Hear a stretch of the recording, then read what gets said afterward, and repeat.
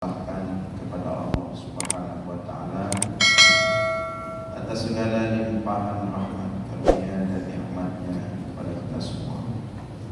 Dan pada subuh ini baru saja saat ini kita sedang merasakan salah satu nikmat Allah yang sangat besar berupa taufik dan inayah untuk dapat menikmati sholat subuh secara berjamaah di masjid. Mudah-mudahan nikmat besar seperti ini terus Allah berikan kepada kita hingga akhir hayat kita. Amin. Selawat beriringkan salam juga kita sampaikan kepada baginda Rasulullah Sallallahu Alaihi Wasallam dan seluruh keluarga dan sahabat-sahabatnya sekalian. Hadirin jamaah sekalian yang dimuliakan Allah, pada kesempatan yang sangat mulia dan penuh keberkahan ini kita akan membahas sedikit atau sekelumit tentang adab-adab Islam di ruang publik atau di fasilitas publik. Pertama sekali, sebagaimana kita ketahui bahwa agama kita agama yang nilai akhlaknya itu sangat besar dan sangat tinggi dalam pembahasannya. Disebutkan ada seorang ulama besar, Syekh Ali Juma', kalau kita melihat secara komprehensif isi Al-Quran, maka kita akan mendapatkan ayat-ayat yang berbicara tentang hukum. Hukum itu justru paling sedikit dalam Al-Quran. Kemudian di atasnya itu ayat-ayat yang berbicara tentang tauhid, dan itu juga tidak paling banyak dalam Al-Quran. Nah, yang paling banyak itu dalam Al-Quran adalah ayat-ayat tentang akhlak, ayat-ayat tentang adab. Maka dari sini kita temukan bahwa porsi akhlak dan adab dalam syariat Islam itu paling besar, paling banyak dibahas, sehingga perihal akhlak dan adab hendaklah menjadi perhatian terbesar umat Islam. Adab dan akhlak tentang apa? Itu sangat banyak sekali. Nah, salah satunya adalah adab dan akhlak di ruang publik. Hal ini perlu untuk kita bahas dan terus kita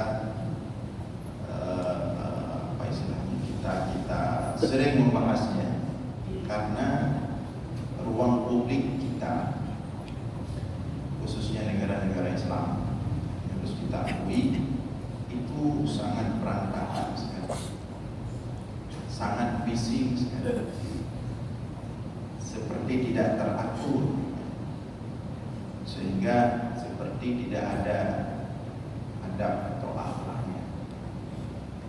Maka ini bertentangan dengan konsep awal yang kita sebutkan tadi, konsep Islam tentang akhlak atau adab.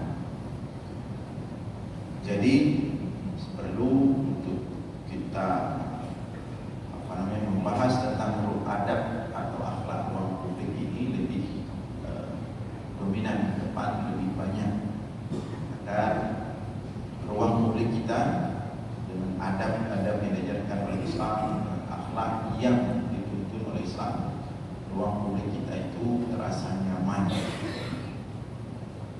indah, tertib, rapi, dan dinikmati bersama, sebagaimana ruang publik di tempat orang yang bahkan mungkin bukan negara Islam atau bukan negara yang penduduknya itu mayoritas Muslim.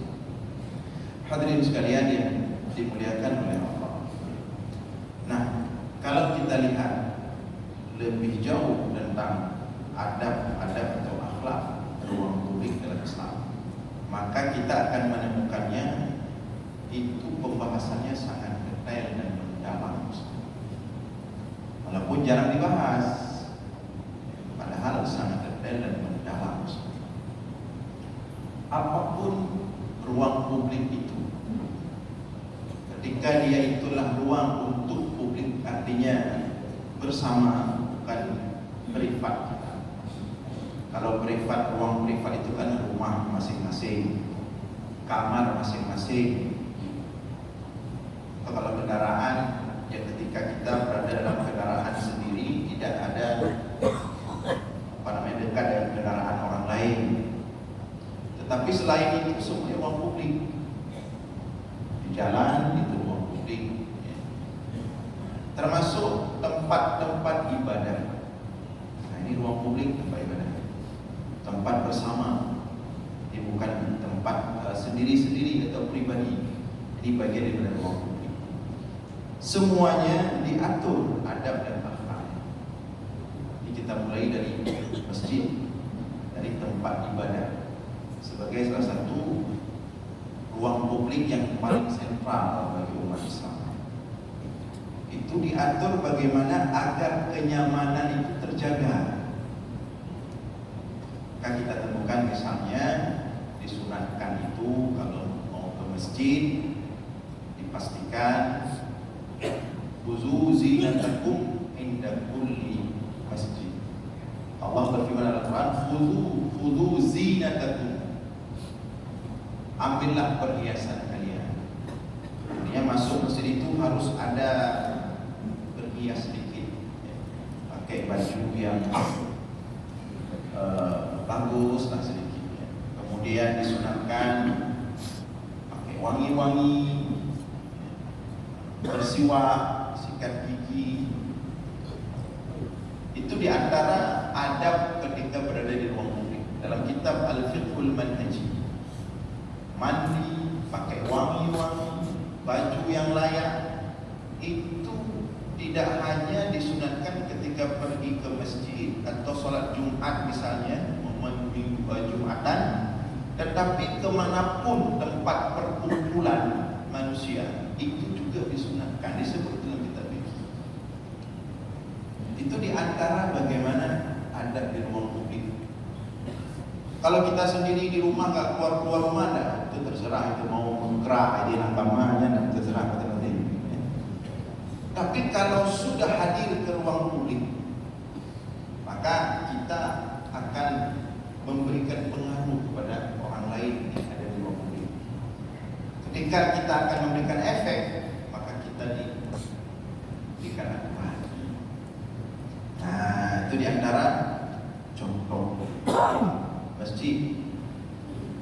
Kemudian contoh-contoh lain juga dalam masjid yang berlaku terkait dengan adab ruang publik ini adalah kalau masuk masjid itu misalnya diharamkan takhattur riqab.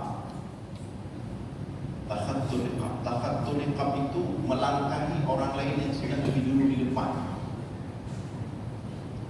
Itu pada dasarnya hukumnya haram. Dan itu sangat tegas dalam beberapa hadis. Takhattur riqab, orang sudah duluan dulu di depan lebih dulu, datang kita melangkahinya. Melangkahinya atau tafriqu bainar rajulain. Kalau takhattur riqab itu dia enggak tafriq, dia langsung melangkahi. Jadi genang bahu, genang daun, genang paha, genang sebagian tempat itu boleh genang. Atau enggak kena tapi tafriq. Tafriq itu ada orang sudah duduk, sudah rapat, datang dia lagi bertafriq. Nah, itu haram. Ya. Jadi jangan kita pikir itu tidak ada hukumnya. Itu bagian daripada bagaimana Islam mengatur sangat detail ruang publik, mulai dari dalam masjid. Itu apalagi di luar nanti. Jadi kita sebut satu persatu walaupun contoh-contohnya saja waktu kita singkat. Itu haram. Walaupun demikian, makanya ditekankan dari awal, siapapun yang datang lebih awal ke masjid itu hendaklah langsung ke saf.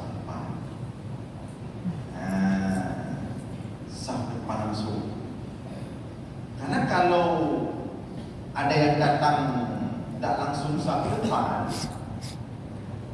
di belakang sana, ya dengan alasan tawadhu berolahraga curi boleh mana-mana. Itu kita telah membuat berantakan aturan masjid. Tawadhu kita itu membuat aturan masjid berantakan. Jadi hati-hati tawadhu. Tapi di satu sisi kita tawadhu, di sisi lain kita apa istilahnya? Jadi aturan mesti jadi kacau gara-gara kita tawadhu. Dan juga perlu kita tekankan al-ithar fi ta'at makruh. Jadi tawadhu itu ada tempatnya juga. Kalau sudah jadi tuntas untuk konsep tawadhu, tidak boleh sembarangan juga tawadhu. Mendahulukan orang lain dalam hal ibadah makruh. Dalam hal ibadah mendahulukan orang lain hukumnya makruh. Mendahulukan orang lain dalam hal duniawi baru ibadah. Jawab kauli. Jawab kauli. Persilahkan rendah nilai, nilai. Yang sebenarnya nyoba kauli ini. Tapi kalau di masjid saf depan kosong, lalu silahkan roh nilai. Jangan makruh ya. Dalam ibadah fastabiqul khairat, konsep dasarnya berlomba-lomba depan, jangan itu makruh di sini. Balik-balik. Bak kauli yang sunat. Jangan dibalik. Bak kauli dah yang pun. Kali ini bak kauli tak yang pun ini. Ketika itu kagok pun ini. Itu balik. Jadi sedangkan itu diatur yang kita sampaikan tadi. Cuma kita karena bolak-balik karena jarang bahas, mungkin jarang atau sudah tahu, cuma karena kita kurang mempraktekkannya. Jadi di masjid itu tidak boleh mendahulukan orang lain. Maka sampai disebutkan oleh Rasulullah dalam hadis, "Lau ya'lamun nas ma fis saffil awwal." Seandainya manusia tahu apa yang Allah berikan kepada orang yang berada di saf terdepan, sungguh mereka akan berlomba-lomba walaupun dengan merangkak.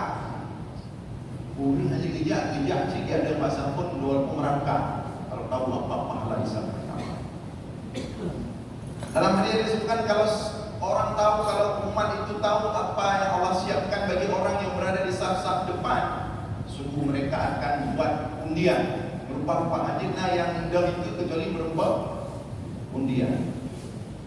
Dan kita tahu domba ini akan kamu maju, dia maju.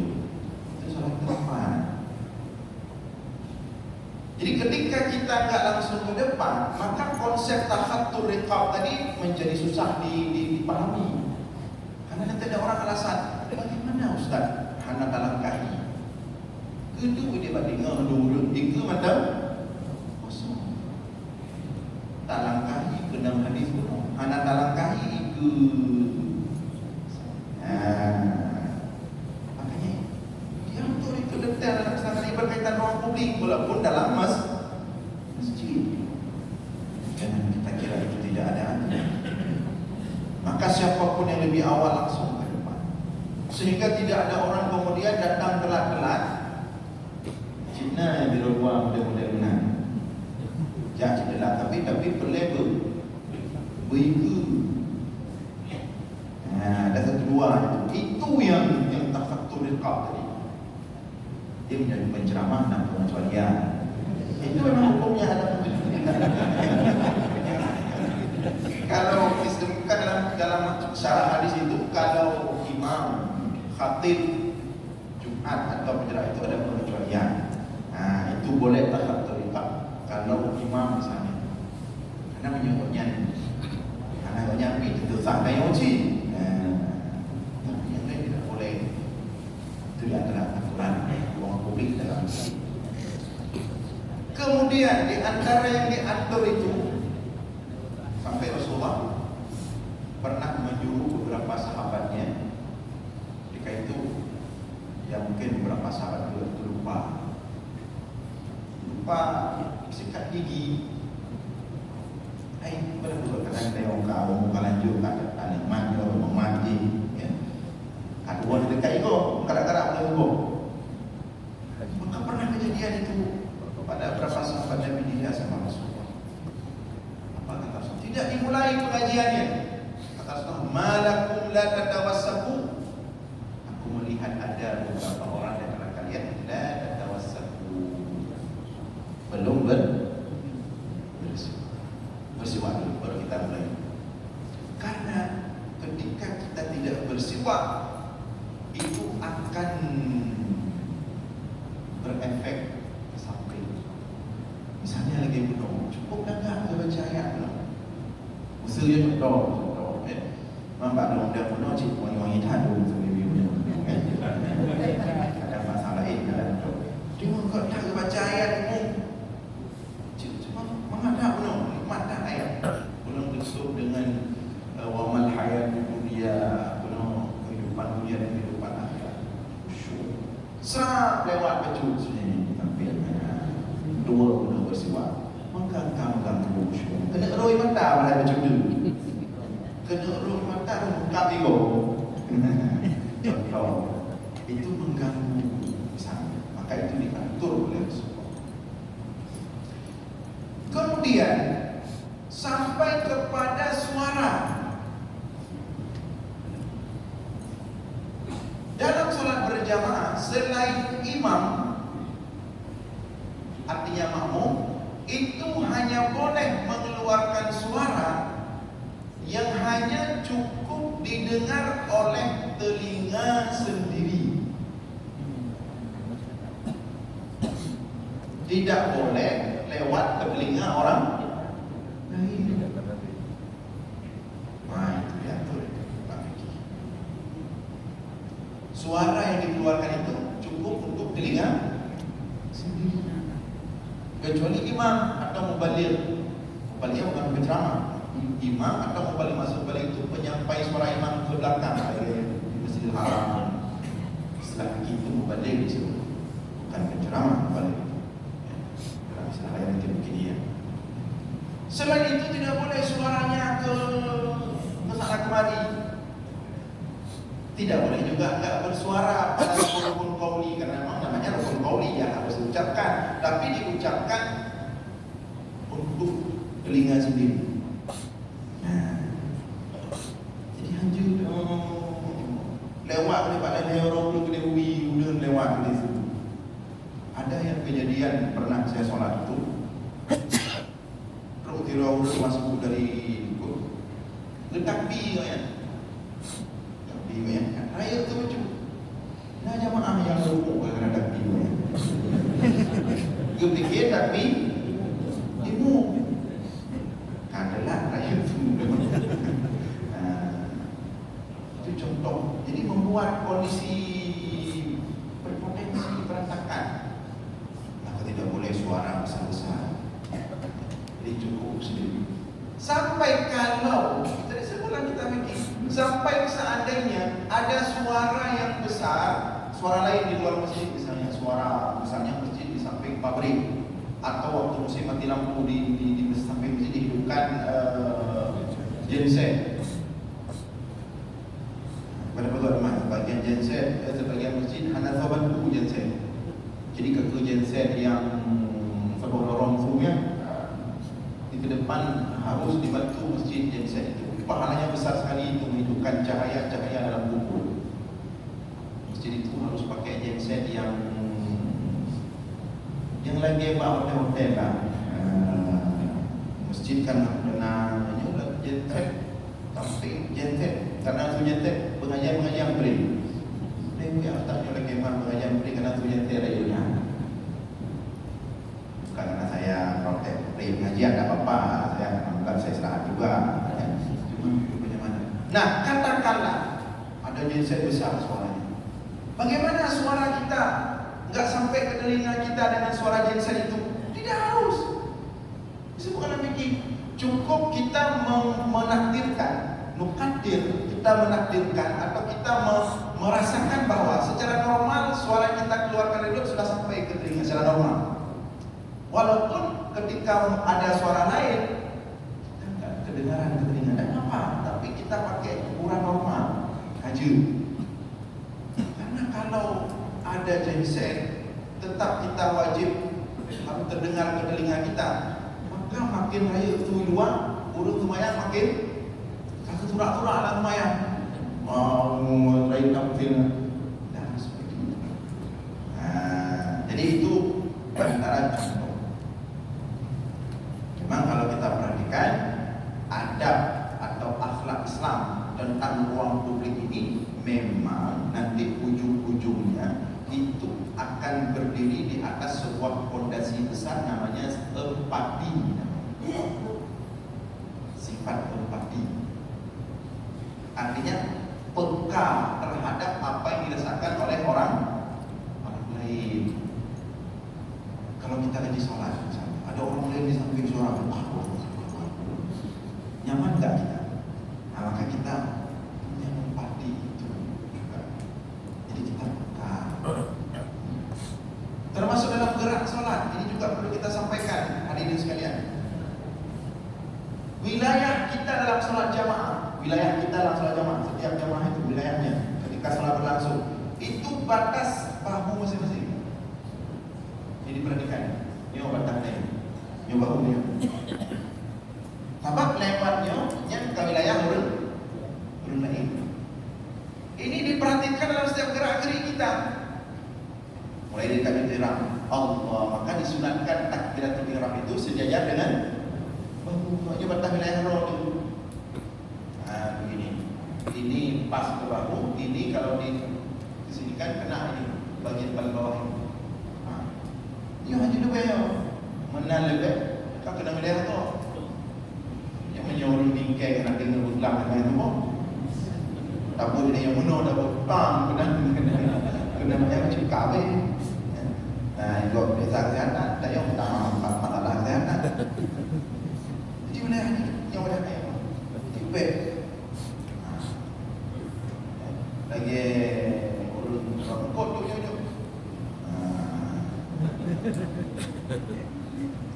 Itu diatur. Termasuk kaki. Kaki itu kan syibrun sunnahnya. Nah, yang tertarik jarak pun saja itu ni. Jadi beraya lah. Jadi satu jengkal dia itu sunnahnya. Dan lurus. Baik mana? Dia kata baik dia tu minta mana yang semua itu bermuara kepada agar semuanya nyaman. Kecuali misalnya ada kondisi tertentu itu bisa dimaklumi. Jadi lurus wilayah roh. Termasuk ketika sujud itu dijaga juga. Jadi baik waktu dah sujud, lagi nang senotif. Kadang geng orang lain. Tak boleh begini. Dan tak boleh juga terlalu rapat. Kalau rapat itu khusus untuk perempuan, ya, perempuan harus nempel dengan lambung, ya, itu nempel. Laki tidak boleh nempel. Tapi jangan juga kena wilayah orang. Itu contoh-contoh di dalam masjid, hadirin sekalian. Nah, di ruang publik di luar masjid banyak sekali hari ini yang tidak dipatuhi oleh Islam. Di masjid sudah pas tadi imamnya, sudah khusyuk, sudah nikmat solat. Ceramah lumayan cepat-cepat paman. Sudah selesai kenduri periksa kesihatan. Begitu pulang menambah simpang PPKP lampu merah. Terus ada lagi. Ada kapal di masjid, kapal dah. Itu lampu merah. Orang lain di seberang sana, ayo kan susah loh. Ini Oh, adab di ruang publik, empatinya di mana? Ketika kita menerobos lampu lalu lintas, lampu merah, maka kita telah menyebabkan kekhawatiran, ketakutan orang lain yang ada di seberang lain jalan. Karena Rasulullah mengatakan dalam sebuah hadis, iyyakum wal julus ala turuqat. Hadis Sahih Bukhari Muslim. Iyyakum wal julus ala turuqat. Hati-hatilah kalian, jangan suka duduk lama-lama di jalan-jalan. Kata para sahabat, wa mana na'budun an natahaddasa fihi ya Rasulullah. Tapi kami tidak mungkin tidak duduk ya Rasulullah. Ini mungkin jalan lalu tiga-tiga ini jalan tak pasti terjadi. Maka kata Rasulullah, wa amma in abaitum faqtut turuqa faqtu haqqahu. Kalaupun memang kalian harus berada di jalan, duduk di samping jalan, berada di jalan lah pokoknya, lama-lama di jalan, maka berikanlah jalan itu haknya. Ditanya oleh para sahabat, wa ma haqqu ya Rasulullah, apa adab hak duduk di pinggir jalan atau berada di jalan-jalan? Kata Rasulullah, kaful adha. Di antaranya kaful adha. Oh enggak, yang pertama ghaddul basar, jaga pandangan. Kemudian kaful adha, pastikan ketika kamu berada di jalan itu tidak menyakiti orang lain. Kemudian baru wa'adus salam, khatul basar. Khatul basar itu artinya kalau kita duduk di pinggir jalan itu pandangannya ditundukkan. Tapi makna khatul basar di sini menundukkan pandangan itu bukan berarti cuman laki-laki tidak boleh melihat perempuan, itu jelas. Tapi makna khatul basar ini banyak adab yang kurang sudah hilang. Sunnah mahjurah saya. Dinanyo punya dadu bak kedai kopi. Yang mata dinanyo di antara adab berada di ruang publik, hanggebi kalian go trek-trekan dari ujung O sampai ujung G. Ayo kau tarik dadu bak kedai kopi. Dan dik-dik yang kemudian kalau dari ujung O lagi lawan kalian buat dari dari kopi. Namanya itu sampai orang risih dia nama mereka kita. Punya keadaan dong tapi ini punya masalah. Namun itu adab itu. Lihat sana, lihat sini, ada trap bilang kalau lihat kalau ada senyum loh. Ada kalau senyum, tuli.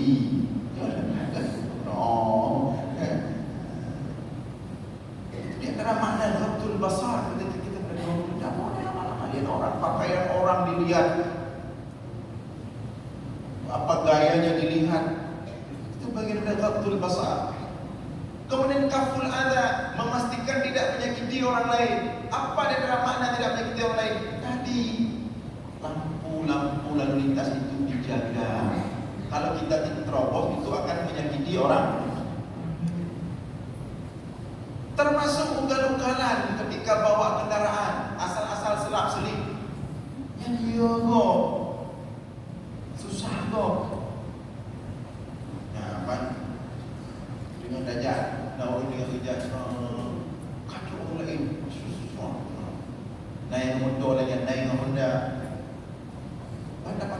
Kadang-kadang yang bijak ngomong sampai info. Coba lihat negara orang. Ada seperti itu. Apakah daerah negara-negara maju di Malaysia aja? Ada sembarangan jual duit menuju. Tapi kalau dari belakang memang dari awal dia sebelah sini terno jual berada berarti berapa merah. Karena terno, hana ban lampiran orang yang bakal cukup dulu.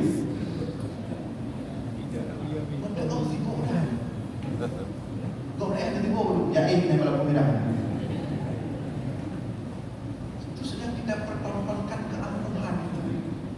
Saya sibuk sekali, saya harus jadi yang paling menyenangkan kamu tinggi karena body berubah kamu itu banyak sekali itu di lalu lintas kita.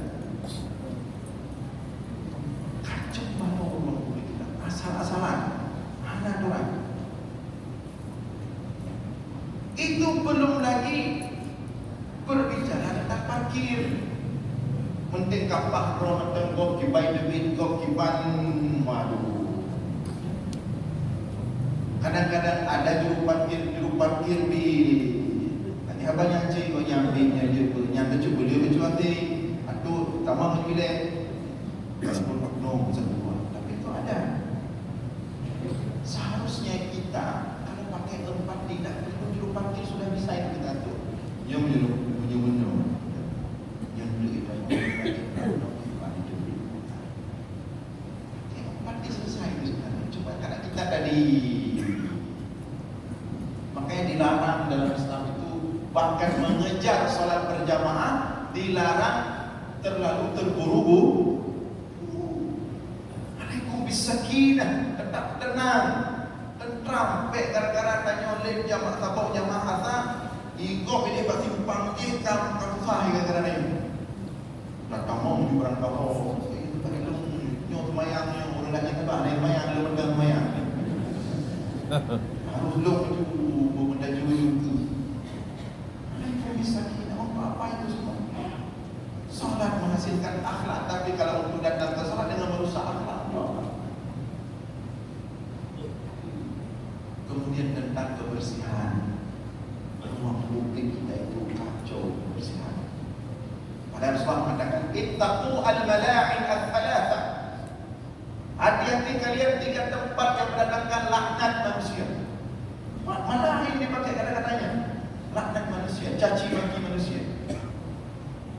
Mala'in itu istilah kata yang sangat berat.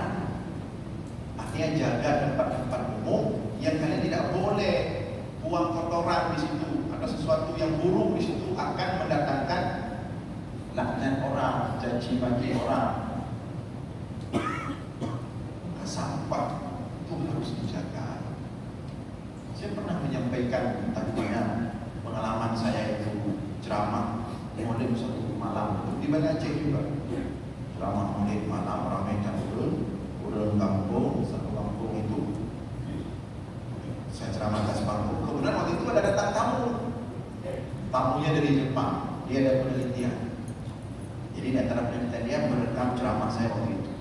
Jawa Jepang. Pak ditemani penerjemah dari Dinas Pariwisata. Jadi waktu ceramah, lagi ceramah, sebagaimana Pak Ilanya biasa lazim, itu ceramah kan dibagi kue dibungkus plastik, taruh satu plastik, kue wakrek, wagelah apa, dengan ceramah.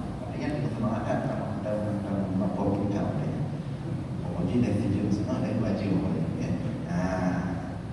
selesai ceramah. Kan untuk baju untuk yang kue itu nanti panas plastiknya dan kue pada mana tak kira-kira. Begitu selesai ceramah, maka bubar di panggung. Jadi baju si timpannya baju aku belah yang tujuh kali di baju yang aku belah kosong dengan kulit timpan dengan plastik buku kue. Jadi betul aku belah iman bajarau sijil semua dari dua ceramah. Dari ceramah merempok kita yang 4 tong sampah di jam bagi iman. Dia tidak buang sebelum mendapatkan tong. Kira-kira yang dengan ceramah lain paling belum dengan ceramah lain paling belum terkadang-kadang itu dia mau ceramah di jam kemudian menghambung oleh iman. Sebab ngapa ni dia yang bertugas kelop dek gua dah gaji dia. Nampak boleh pasti. Padahal kalau setiap orang kita berfikir setiap sampah itu harus ditong sampah. Lebih baik Eropa, beli bersih, nyaman untuk semua. Tapi karena kita tadi alam tiun boleh timpa, tiun dirau mana buat orang balik pun tak begitu je lah. Alam baju medangnya itu empatinya menjaga ruang publik untuk kenyamanan termasuk kita terbatas contoh lain yang orang merokok.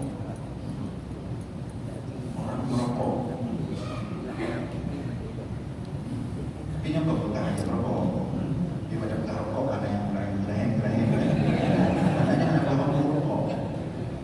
Yang kena pegang empati kita ketika kita merokok. Silakan yang jauh harum, silakan yang jauh kontrol, silakan. Yang pasti pokoknya kamu mungkin ubah, mungkin boleh. Hanya boleh tidak berjalan sebenarnya tidak ada. Paling kurang makruh. Tapi katakanlah ada orang merokok. Beda merokok di rumah anda sendiri dengan merokok di ruang publik. Kita temukan hari ini di warung-warung kopi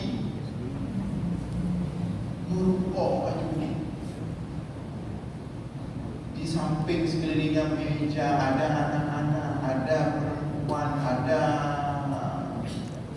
urusan lain. Keras sekali ya kalau kita sebut. Ada tadi kita. Mana kepekaan? Kalau di rumah silakan dikurung untuk jauh-jauh apa film, jauh pulau minggu rojo. Tapi dalam kamar ini mabuk roy lah itu. Ketika di ruang publik orang-orang lain di orang publik itu kan maka ada empati. Dan yang anehnya karena kita kurang atau jarang dibahas, tapi sering dibahas, maka ditegur. Jadi orang yang tegur tak ada orang yang hanya empati no. Menangnya nanti ditegur. Dia nak merokok anak-anak dia. Dengan media kawan dia. Juga meja memang sudah terbentuk. Dia tak berani dia pegang Pak admin dia juga mana berani takut berbalik dia takut tegur balik tu. Ketika kita tidak berani menegur berarti ada masalah di sosiologi di sosial masyarakat kita ada masalah. Kita berani tapi kita tak berani menangnya padahal kan dua meja sangat lahir menduk. Karena secara medis kadang-kadang perokok pasif lebih bahaya daripada perokok aktif. Menyebutnya drug, tapi diluruskan sama ini banyak ahli-ahli medisnya bukan dia kerja ada. Menyodrog merokoknya, jadi koknya asapnya ada. Walaupun itu bahaya, sangat bahaya sekali. Sedangkan gendanya yang cium asap rokoknya, tak cium asap. Kamu yang tu atas lambung moya, atas dalam tubuhnya, kamu yang dengan asap rokok 2 kali lipat ya. Kalau pertama kita cium asapnya lewat hidung kita, yang kedua bisa jadi apa yang ada dalam tubuh dia akan hitam menglam-lam level laulnya serang lebih. Saya jadi nafilu-filu bakteri 2 kali lipat merempah asap dan merempah hatta bakteri yang lebihnya. Maka lebih bahaya kita. Maka di sini dibutuhkan empati. Nah, hadirin sekalian yang dimuliakan oleh Allah, ini hanya contoh-contoh yang terjadi. Tapi di sana masih banyak. Karena semesta ruang publik kita ini kurang aturannya. Ini kalau berbicara tentang suara yang cukup banyak banyak pengajian khususnya masalah semua. Noto yang betul-betul yang penempor raya. Jadi seperti suara itu tidak ada pengendalian. Padahal itu masalah serius tentang suara. Dia berangkap itu walaupun God. Tapi nanti kapan-kapan kita lanjutkan. Jadi hadirin sekalian yang dimuliakan oleh Allah, maka mudah-mudahan ini menjadi perhatian kita bersama bahwa dalam Islam itu adab-adab dan akhlak tentang ruang publik itu sangat besar porsinya dibahas detail dan semuanya berlandaskan satu fondasi besar, yaitu sifat empati. Kalau empati itu saja diasah akan bagus ruang publik kita. Tapi karena empati itu kadang-kadang tidak diasah, jadi kaku kita masing-masing sehingga ruang publik kita seperti yang kita lihat hari ini. Mudah-mudahan ada manfaat. Mohon maaf atas segala kekurangan. Aqulu qouli hadza wa astaghfirullah li wa lakum. Wassalamu alaikum warahmatullahi wabarakatuh.